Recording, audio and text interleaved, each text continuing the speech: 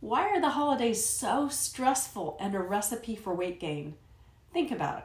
When you think about the holiday season, one of the very first things on your mind is stress, food, drinks, lots of busy demands, and weight gain. Today, in our Infinity Health 365 coaching, we are going to solve this problem once and for all. Holidays are not synonymous with weight gain. They never should have been. But see, we've come to think of the holiday season as one great big legitimate reason to eat, drink, and be merry. So, of course, being a former educator, I got a little curious about the true and official definition of the word holiday. According to the Merriam-Webster dictionary, the word holiday means a day in which one is exempt from work, a period of exemption or relief, a holy day, or it might just be used as a verb to vacate, especially to travel for relaxation. But nowhere does it say a season to stress out, overeat, drink too much, or gain weight, only to be left with guilt or resentment. So why have we made holiday synonymous with all of those? Is the issue that there's just too much food? Or maybe that you can only eat Aunt Jenny's pumpkin roll with toffee crumbles, rum cream filling, and caramel drizzle at Thanksgiving, so then you overeat? Maybe the problem is that your family knows all of the right buttons to push to amp up your stress, just causing you to overeat pecan pie and then to wash it down with a delicious cranberry cocktail.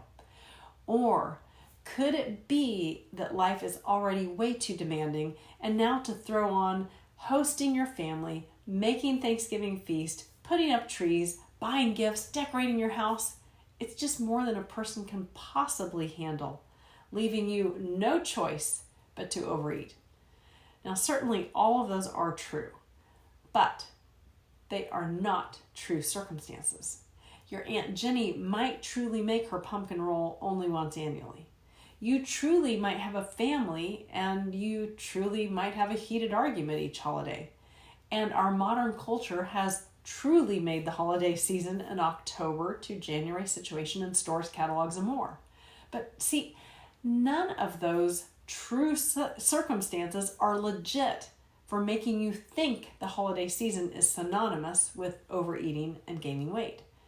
We just think that holiday food scarcity is a true circumstance, and that our challenging family and the demands of life and the season are true and unchangeable circumstances.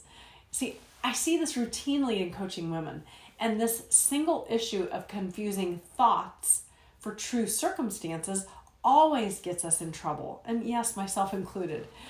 To lose weight, to increase your happiness, and to have a permanently healthy lifestyle, two things have to happen, at least two things. One, your thoughts must be accurate and true. Two, your thoughts have to be decoupled from true circumstances. See, making the mistake of assuming your thoughts are true circumstances will always leave you feeling hopeless as a victim in your own life. And isn't that the point?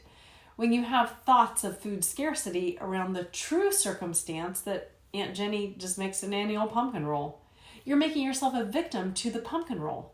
It's not the pumpkin roll's fault that you ate too much of it. See, you could ask for the recipe and make it any time of the year. It's not food scarcity.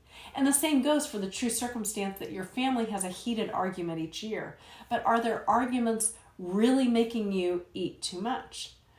When we dive in, you'll find that it was a thought that your family looks for ways to push your buttons, causing you to eat pumpkin pie and drink cranberry cocktails. And finally, it might be a true circumstance that the holiday decor is displayed in September and October through December. But it's your thoughts to do too much both before and during the holiday that drives you to overeat. We could go through example after example after example because this tendency to mistake thoughts for true circumstances is so predominant. It literally drives yo-yo dieting, emotional eating, and overeating, which actually makes a lot of sense.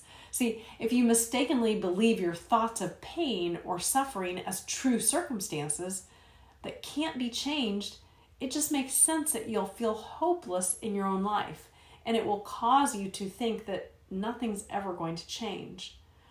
So this holiday season, I encourage you to take at least 3 actions for staying on track. Number 1, decide what the holiday means to you. What do you want to get out of it? Memories of food or memories of time spent with holiday or friends? Once you know the meaning and thoughts you want to assign to the holiday, you become more aware of the actions that you're taking and then how they align with your goal and your thoughts for the holiday. Number 2, listen to your thoughts from a place of curiosity, then tease out the true circumstance. Ask yourself, why are you choosing thoughts that cause pain? I want you to push back on those automatic negative thoughts, which you've believed to be a true circumstance. Choose the opposite thought for a even more accurate thought. Number 3, finally, when it's time to eat, I want you to tune into your hunger cues. Be mindful of where you feel hunger in your body. Rank it on a scale of 0 to 10, with 0 being your hungriest and 10 being most full. Now, most people start eating around a 3 and then stop eating when they feel satisfied around a 5. Not full, just satisfied at 5. Also notice which of the 4 types of eating you're using as you're being more mindful.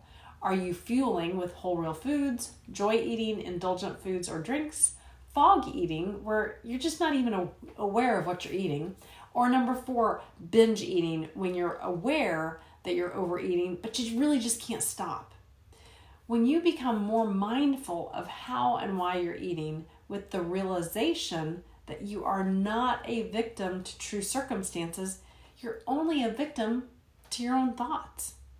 Your whole holiday and your whole life is going to elevate to a whole new level with this information. And if you need help with this, especially as the holidays approach, please reach out for private coaching and schedule time for us to connect. Until then, have a wonderful Thanksgiving, and please join us on Mondays at noon, including this Monday, for group coaching. See you then.